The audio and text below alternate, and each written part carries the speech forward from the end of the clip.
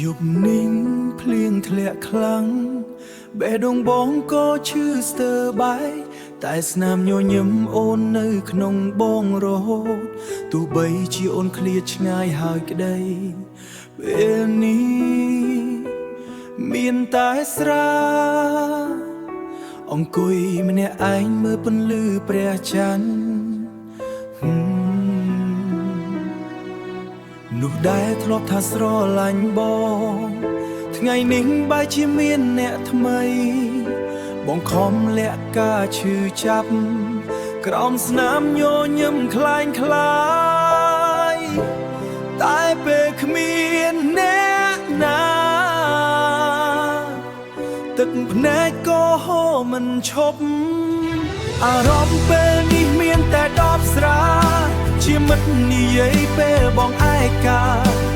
ផុតប៉ុន្មានកែវក៏មិនអាចភ្លេចអូនចិត្តនៅតែនឹងគ្រប់វិនាទីអារម្មណ៍ពេលនេះមានតែទឹកភ្នែកណា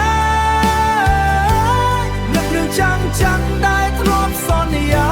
ស្រឡាញ់ខ្លាំងពេកទើបឈឺបែបនេះចុងក្រោយនៅសល់តែបងនឹងដបស្រារូបថតអូននៅក្នុងទូរស័ព្ទបងមិនហ៊ានលុបអូនដឹងទេព្រោះវាជាអនុស្សាវរីយ៍ចុងក្រោយដែលបន្សល់ពីស្នេហ៍យើងគេថាពេលវេលា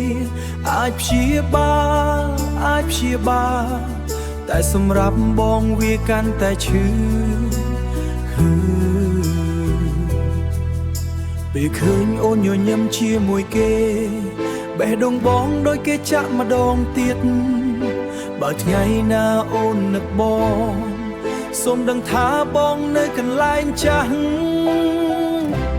កាន់ដបស្រាមើលមេនឹកមនុស្សដែលបងស្រឡាញ់បំផុត